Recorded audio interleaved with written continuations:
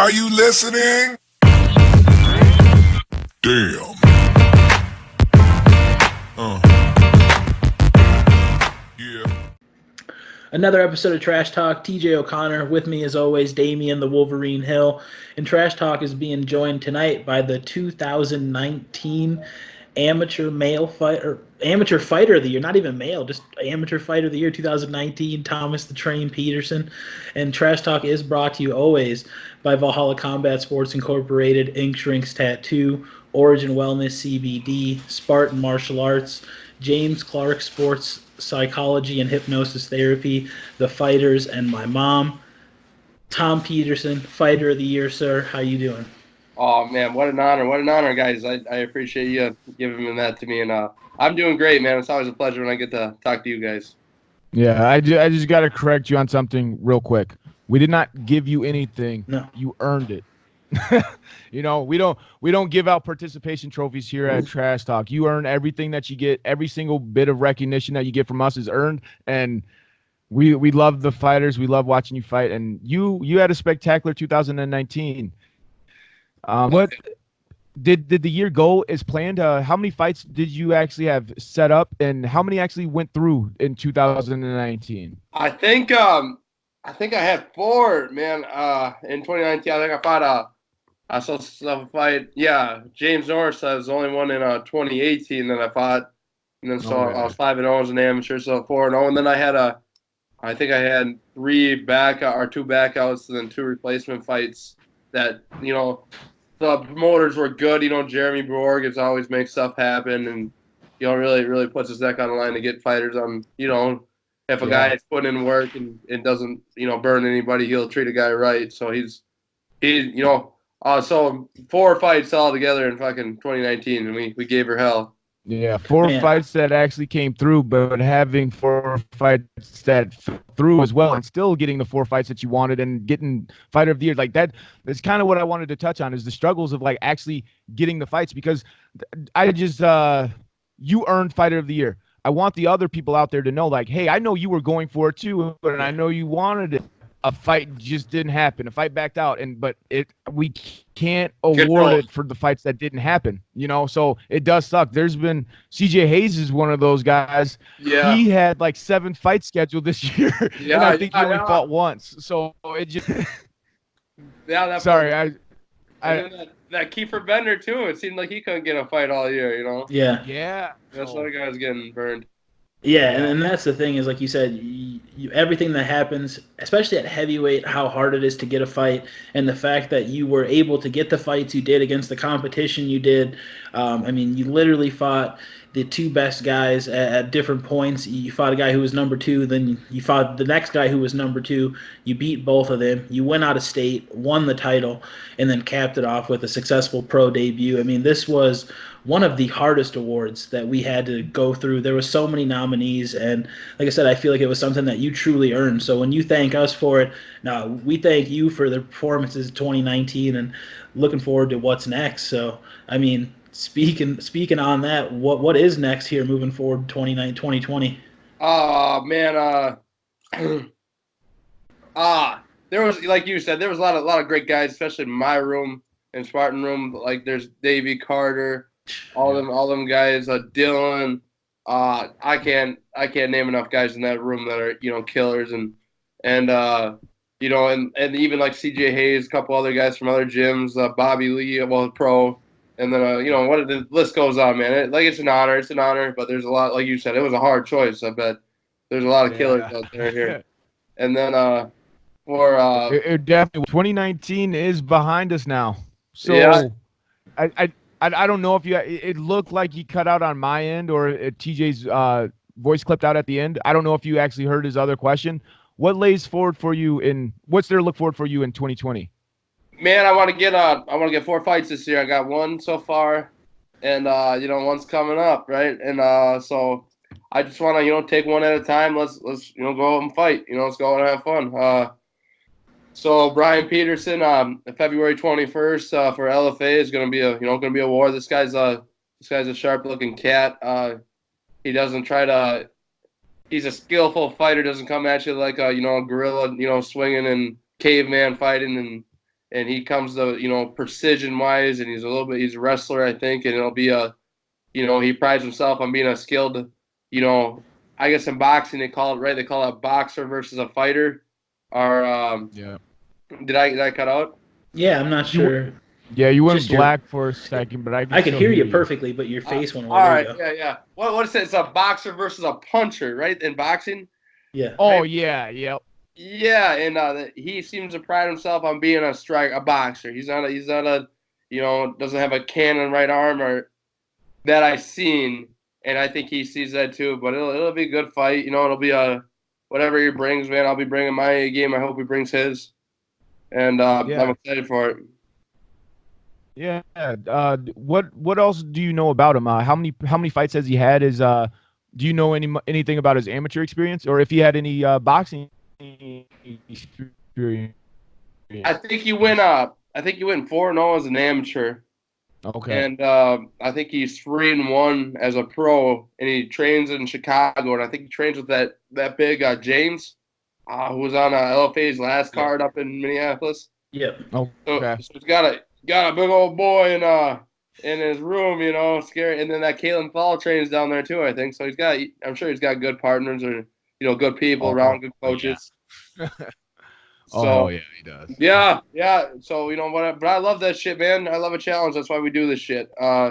Exactly. we're here to I fight. love the way you ended that, because that set up my next question without you even realizing it. Is when we look at it now, this is your second pro fight that's been scheduled. The first time you took a pro fight, you were fighting a guy who was you were looking to fight a guy who was undefeated, highly acclaimed, and then that fell through, so you fought the true veteran. And then we spoke after the fight, what's next? And it seems like you're on that same track here, fighting another guy from a big gym, tough a fight.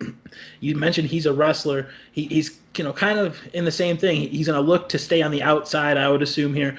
Without giving away any game plan here, what type of focus have you been focusing on? Has it been more of just improving what's best for you, or have you tweaked anything here for this specific fight? I just focus on getting better, man. I don't game plan really against anybody. I just focus on getting better, and what will come when out the bell rings. Nobody keeps track of their game plan on all that shit. Yeah. So I just, it's a fight. It's just gonna be a fight. That's all it is. Yeah. No, I believe in having it simple. I think it was Any Given Sunday, and it was Jim Brown's character. I want to say it was him who played him. I can't remember the actor who played, but he says, "You motherfuckers are dumb enough. We made it simple enough." I believe in like simple game plans and simple things. Like when you have it as simple as go out there and win, or have it as I think I have an advantage on the feet, or I have an advantage on the ground. Like have it like just having that picked out. That just having that in the back of your head, but not actually having a game plan is like the best thing to do. Just where do I need to do this fight? That's where I'm going to go. And how do I get there? I have no idea, but I've been training every goddamn day. I'm a fighter. I've been prepared for this. I'm going to get in there and I'm going to get it done. I just know it. And I feel like the people who have the simpler game plans are able to go out there and do that. The guys who have step-by-step play-by-plays like written out. I've talked to guys that says, well, I'm going to come out there. I'm going to throw my jab. He's probably going to react to my jab and evade, step back, and one going to get the takedown. Well, when they threw their jab, that motherfucker committed to their overhand right and dropped his ass. So it's like that game plan went right out the fucking window. Yeah, everything's fucking messing. Absolutely. So, I couldn't agree more with you, man. I couldn't agree more with you. Yeah.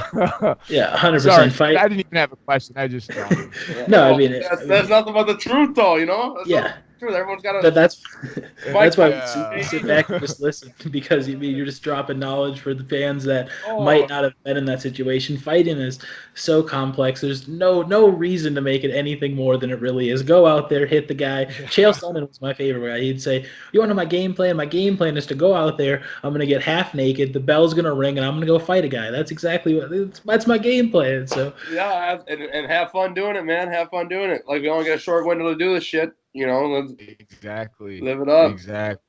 yeah, And then with the news today too, is like you never know when it can be taken away from you. So I mean, life's short, dude. Life is short as hell. And like I thought I'd still be fighting to this day too. And just like other things play a factor in the time being cut short in the fight game and everything. It doesn't even have to be death or injury and stuff like that. It like the time is limited in this sport, and you're out here getting what you can out of it. I love it. You want 4 fights this year, dude? Yeah, fuck yeah, let's do it. Like you said, you're not owed one thing in this world.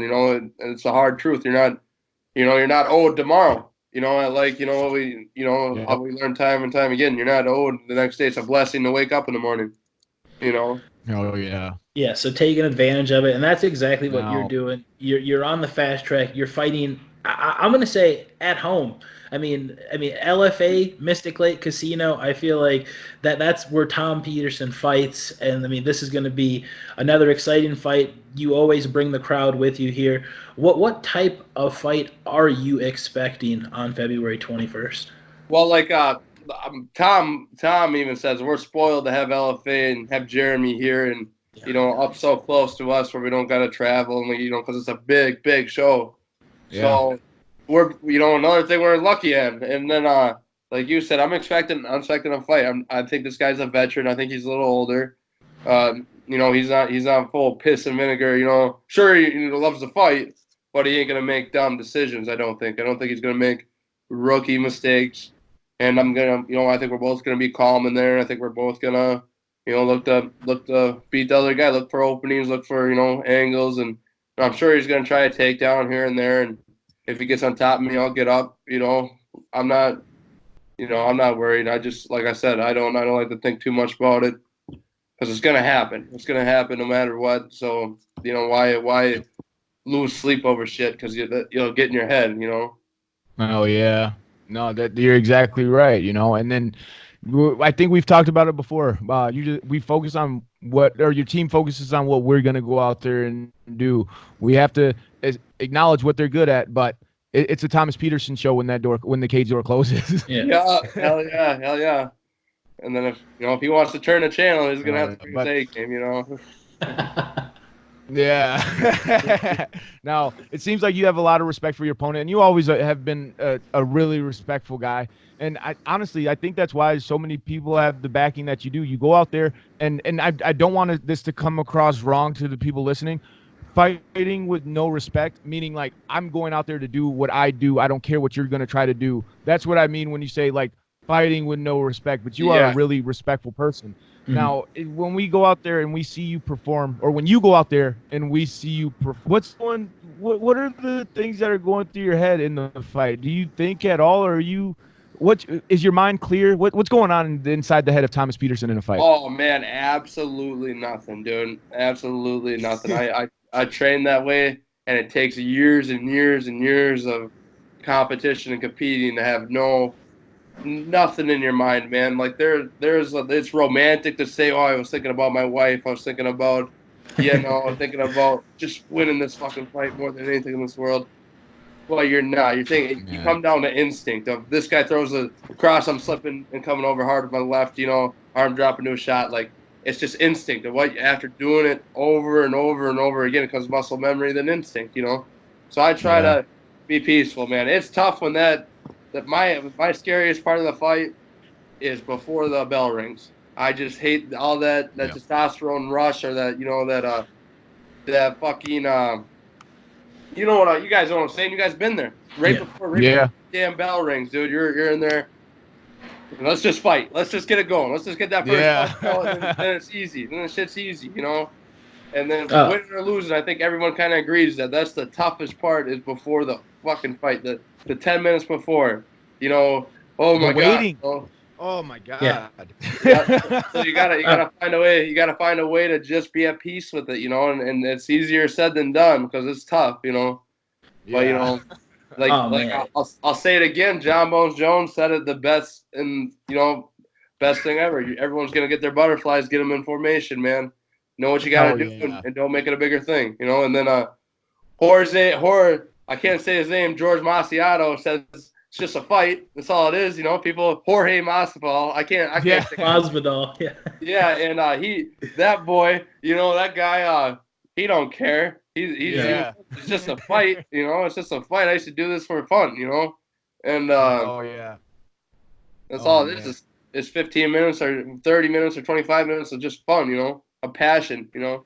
Yeah, I always like to try to tell guys before a fight that, every day in the gym, that's the school work. This is the field trip. This is the fun part. We're going to the museum today. You know what I mean? So it's just going out there and trying to enjoy that moment as best as possible. And I mean, every time you fight, I know the crowd gets behind it. Just before we wrap it up here tonight, anybody that you want to give a shout out to, and just after you've given all the shout outs, tell the fans why they'd be dumb to not have tickets to this fight on February 21st. All right. So I just want to thank my wife. She's amazing. She's a great girl. Backspin, 100%. I want to thank all my friends and family that keep showing up and keep asking about what's going on and find interest in this. And, it's fun when you got a backing, and it's fun, to be by yourself too doing this stuff, if you got a passion. But it makes it easier when, people get involved. And then I want to thank all my sponsors. And then, Rygon Trucking. I want to, and Crest Exteriors and River Edge Tavern and and everyone else in sports. I also want to thank Soda Construction and Inver Groves construction company. That's great people. Anything you need, give them a call. And then I want to thank why you'd be dumb for not buying your tickets yet, just because you're gonna miss TJ O'Connor and Damian Hill interviewing. They're probably gonna wear something sexy, So get your tickets, man. Get your tickets. And I want to give a shout out to Jeremy Borg, who always puts together a great fight card, and treats everybody fair, and treats me good. Everything, just a great guy to have in your corner. And then Sparta, Tom, obviously, and all my partners. I'm ranting, but a lot of people, lots of good people. Okay, I'm gonna have you rant a little bit more. This has nothing to do with the interview. What's the name of the tavern that sponsors you again? River's Edge Tavern, right, TJ? You up in? I think that's what it was, right? Forest City, yeah. I met the owner of that bar. I met the owner at your fight. We were talking about you before your fight. That dude, he's a nice ass guy, dude. I got to make it out to that bar and have a drink with him sometime. Like he seems legit, and the support that he has for you is amazing. It was kind of good to see like a sponsor who seems to be that involved. Like he seemed to be back behind you the whole way, dude. He was wearing your shirt. It was made. I like that guy. Yeah. Them guys, sponsors nowadays. It's not, nobody really is gonna make a ton off you. It's about just backing you and trying to help you out, a couple $100 here or whatever. These guys, I can't think enough guys to support me, man. There's so many. It's just great. And then the people train. It's a blessing, man. I'm blessed to have so many people interested in it, makes it easier. Yeah. Well, we definitely thank you for being on, and it's your fighting ability, your personality, skill, the way you smell that makes us all interested. You smell so nice. No, but dude, we love having you on. We love seeing what's next for you, and I can't wait to be there at this next LFA 82 fight, February 21st. Yes, sir. And then I want to give a thank you to you guys. You guys are amazing. You guys give people somewhat of a stand. I'm trying to think of the right word.